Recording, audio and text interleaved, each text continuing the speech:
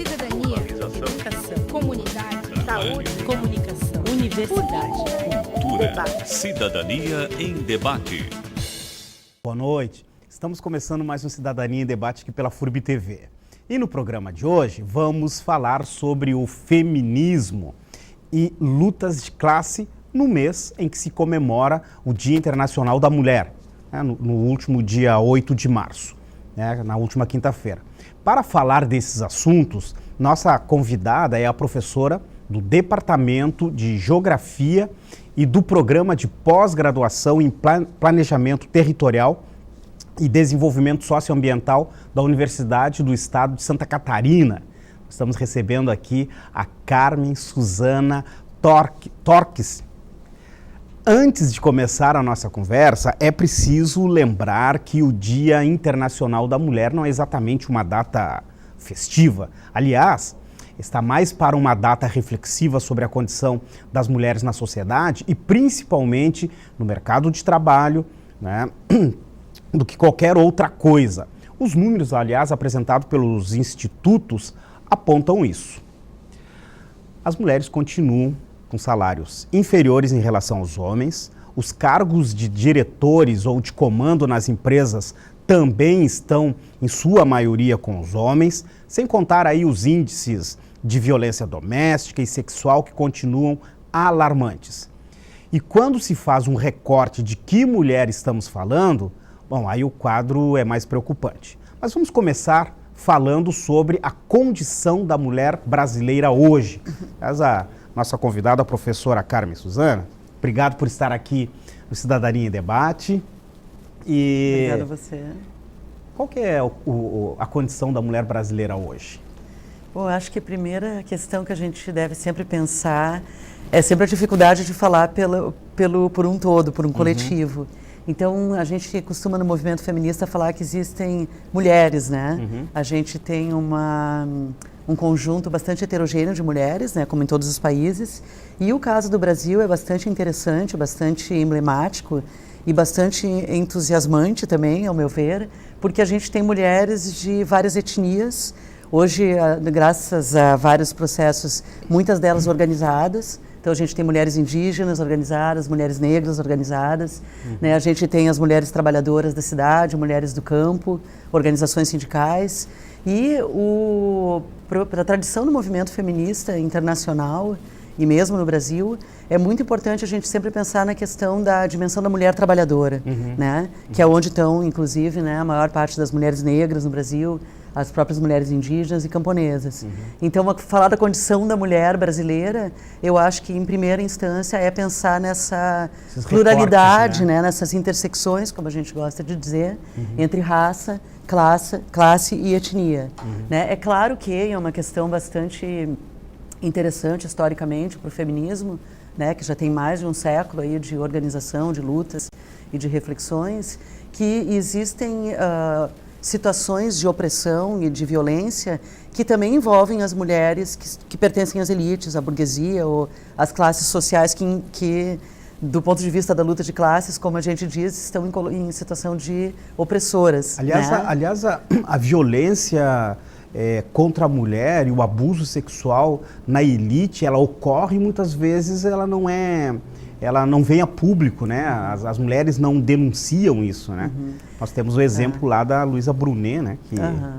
Então a gente muitas vezes não fala dessa mulher também, né? E muitas vezes, né, as mulheres dessas elites ou dessas classes também têm toda uma política de autoproteção, né, que tem a ver, eu acho, que com a própria construção da família burguesa, né, de pessoas que não se colocam como a maioria das mulheres, né? Eu acho que existe isso, mas ao mesmo tempo a gente sabe, né, isso tem acontecido muito nos últimos anos, que a situação tanto de assédio sexual, né, quanto de violência, né, bruta mesmo, inclusive não só a violência conjugal, mas a violência no parto, por exemplo, ela também atinge, né, em menor grau também essas outras mulheres.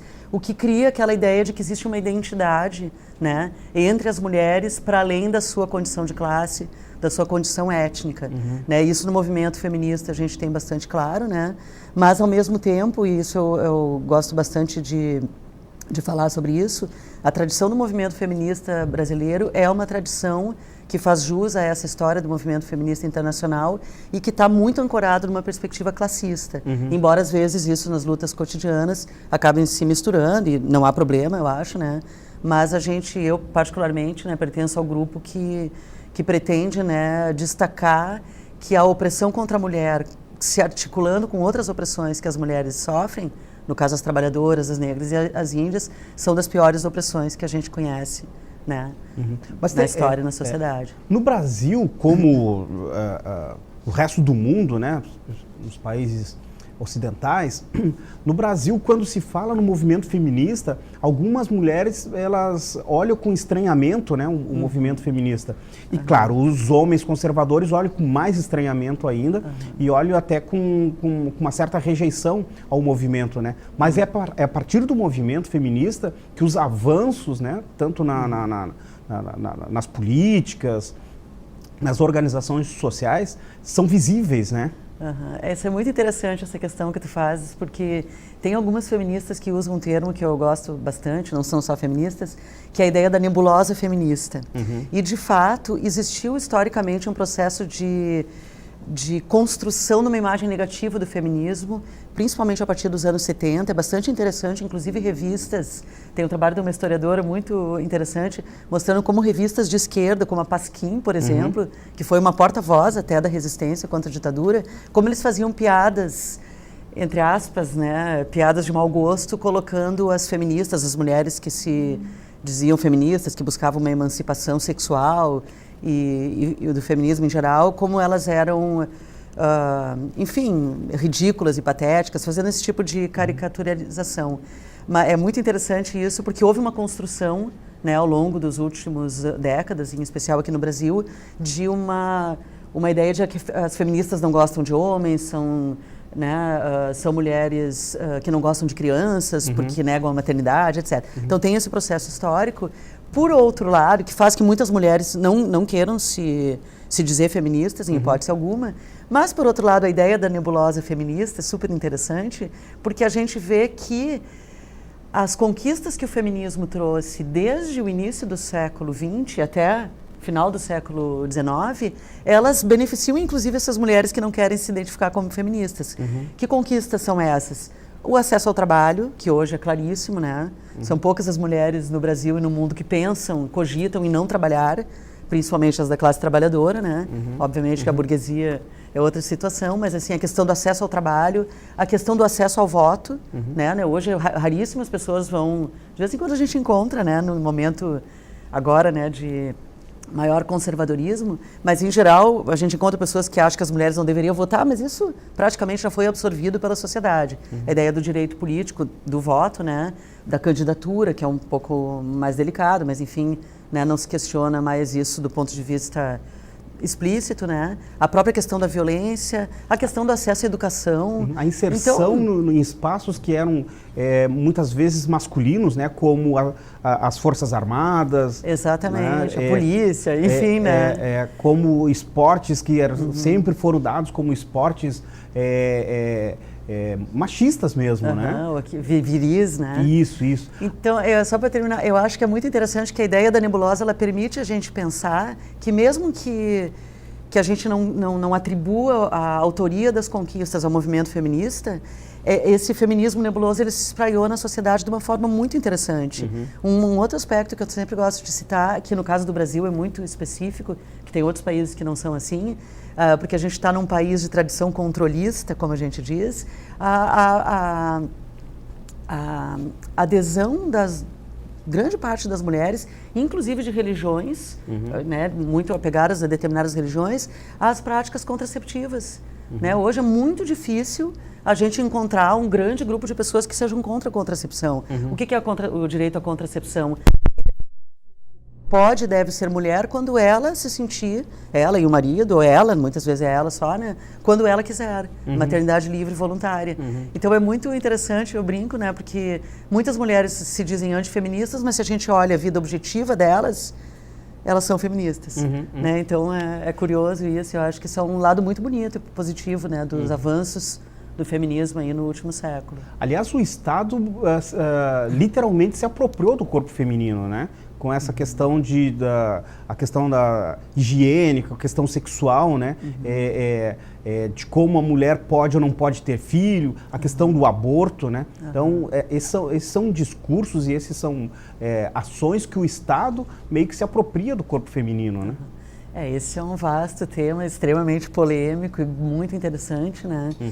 Porque, não obstante todos os processos que a gente tenha de desessencialização dos corpos e do corpo feminino em particular, no caso, que é o que a gente está falando, de fato ainda cabe às mulheres a tarefa da concepção, né? A reprodução ainda precisa, né? Mesmo que feita in vitro, enfim, de várias formas hoje muito diferentes de um século atrás, ainda precisa um corpo feminino para haver a construção de uma criança, né? E a criação de novos seres, ele é um tema.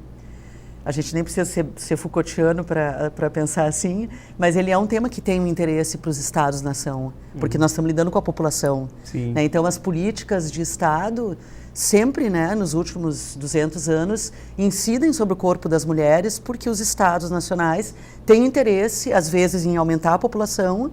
Caso, por exemplo, de países que passaram por guerras, né? Caso da França, que é um país de tradição natalista, né? Super interessante, né? As discussões do feminismo lá, né? Então, eles, em muitos momentos, tiveram políticas para aumentar a população, e casos de países como o Brasil, onde o governo tem interesse de formas extremamente autoritárias, né? De fazer o controle da população.